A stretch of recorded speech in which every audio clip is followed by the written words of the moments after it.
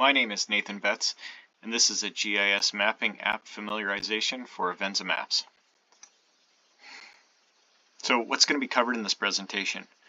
Well, it's going to go over an intro to the Avenza Maps app. So we're going to go over loading maps, creating layers, placing pins, lines, and polygons, adding photos and information. And where are you going to use this information? Well, whenever you're deployed to a wildfire or working in an unfamiliar operational area, you can also use this information recreationally for hunting, fishing, hiking, and camping. And why is this important?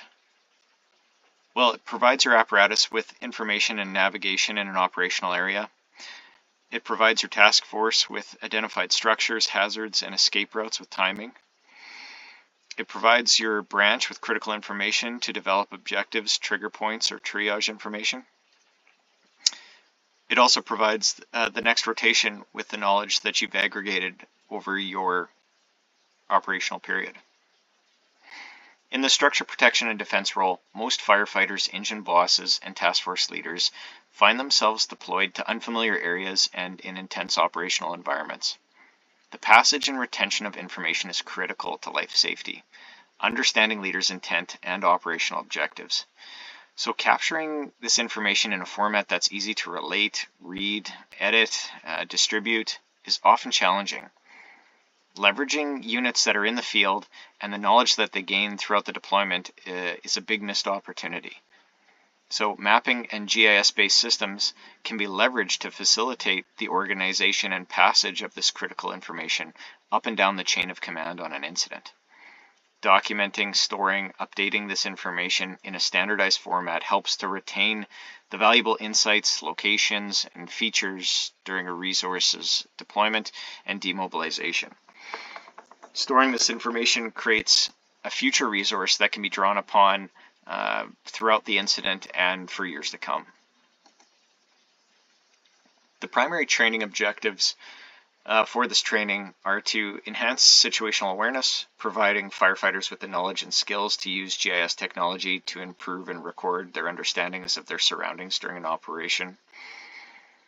Optimize response time, so teaching firefighters how to leverage offline GIS-assisted navigation systems to navigate quickly and efficiently to dispatched locations, reducing response times and potentially saving structures. Improving resource allocation by enabling leadership to create informed plans and operational decisions about resource allocation by accurately identifying locations of incident sites and hazards. And enhancing safety by empowering firefighters to plot, recall, and navigate escape routes, trigger points, and to safely withdraw from the changing threat levels in an unfamiliar operational area. All levels of the response encounter challenges with mapping currently on the fire line. So firefighters, engine bosses, during an operational period are dispatched to unfamiliar territory to complete tactical objectives, often without mapping for many operational periods. During these operations, crews are left to learn and memorize. Crews often are left to use maps that require cellular service to navigate, which during operations cannot be relied upon in the event as the event progresses, even if it's available at the start. While familiarizing within large areas of operation, crews have to remember such aspects like key routes, intersections, turnoffs, bladder locations, hydrants, staging areas. Then this is also a critical time to consolidate or identify key safety considerations like safe areas, trigger points, and hazards. In most situations, memory is simply relied upon to organize this information until paper mapping can be supplied. But by that time, some of these critical records or points can be lost and unrecorded. Engine bosses rely on memory and hasty note-taking to record this information. And recalling the information in a precise manner can vary dramatically, especially as time passes. Now, task force leaders in the first operational period have a vital role in relaying leaders' intent and tactical objectives to crews while formulating plans for structured defense as the operational area reveals itself. Often, the task force leader is preoccupied with many tasks in the role and relies on their crews to relay information about the area. In addition, task force leaders must provide consolidated information they receive from div and branch to crews, to the other crews back on the task force. It's very challenging to have this information presented in a clear and accurate format that can be understood and recalled by these task force members later throughout the operational period. Task force leaders commonly disseminate this information verbally or through hand-drawn maps. When paper mapping does become available, it's often not enough for engine bosses, and it's in a hard format to consolidate information on. Available mapping often comes at a scale that's more suitable for larger wildfire operations without that resolution and features that are useful in that structured defense role. The accuracy of the information added to maps after a direct exposure degrades over time and with the size of the operational period, and so it's subject to the recall ability of those crews that witness it. Now, div and branch during that first operational period rely heavily on mapping, operational updates, and feedback from task forces to form tactics and objectives for the operational period.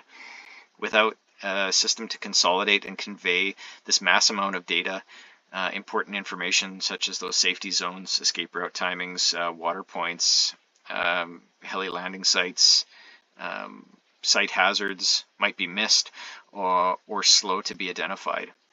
Additionally, the convergence of information from structure defense and structure protection needs to be organized and easily evaluated to form that optimal plan.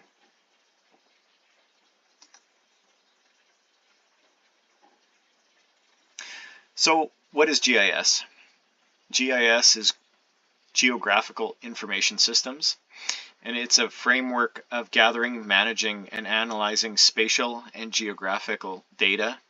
It allows data to be linked and organized to specific locations on the Earth's surface. And why is GIS important? Storing and organizing information geographically helps enable insights through quick recall, visualization, and observable relationships, helping to shape that operational picture. So what is Avenza Maps? Avenza Maps is an app for online map viewing, plotting, and navigation. Avenza is a mapping software that allows you to aggregate information based on geographical location, and this is accomplished by loading a map onto the app and then adding data to the map on a layer. So there's all kinds of ways that we can organize information. We can organize it alphabetically in like a folder tree, like on a computer, or by like type, like hazard or type. But on the fire ground, it really makes sense to have the information organized geographically and in real time, because our location is also part of that critical data and its relationship to features on that map. So this presentation has been developed to show the Avenza app use on Apple products, and an Android-based system. They share many of the same like symbols and features and settings, but the location and interface is just a little bit different. So if there's any kind of request or demand for it, an Android version of this presentation can be developed. So for the rest of this presentation, we've broken it down into videos with a slide at the beginning to kind of summarize, what is within this video, to just help us navigate the series of videos and this presentation to find what you're looking for, so you don't have to scroll through all the videos. So I'm not going to read all of these slides. It's something that you can do on your own time, but yeah, watch the videos and follow along.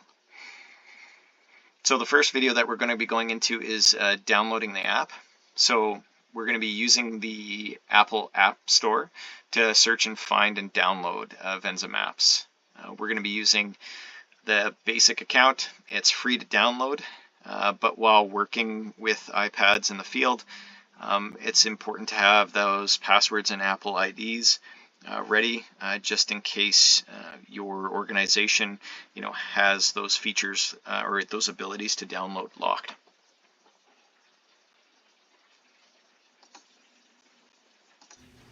So in order to use Avenza, we need to first load the app onto the device. In order to find the app and to load it on the device, we need to grab from the right-hand side of our screen and swipe left. This gives us into our apps. If we don't know what the app symbol looks like we're looking for, we can just type it into the library, and we're looking for the App Store. So that's the symbol right here. We can click on that. It opens up the App Store. We can go then to the search bar here at the top. Prompts us to enter the name of the app into the search bar, so we can do that. So we can see it's already started to auto-populate here on my list, but we just spell out Avenza Maps, search for that. So you can see here, this is the symbol that we're looking for Avenza. It's called Avenza Maps Offline Mapping. This is the one that we want. There's a couple other options that it's prompting us with, but we'll take Avenza. We have to click this download symbol here in order to start downloading it onto the device. Now this is a free app. It doesn't require any purchases. There is that free basic version. It is limited, but still very useful. There are some restrictions that come with it, like the inability to use special symbology, and there is a limit on, I believe it's 3 maps per device. There is a pro version and a premium version, and those versions allow more and more functionality. But we'll just work with the free app right now and the limitations with it in order to get you started. So now that the app has finished downloading, we can either open the app directly from here, or we can go back to our main screen and try to find the symbol. So it says Avenza Map here. It's on my homepage. It's created an app marker that I can click. So all I've got to do to open Avenza Maps is click on that symbol.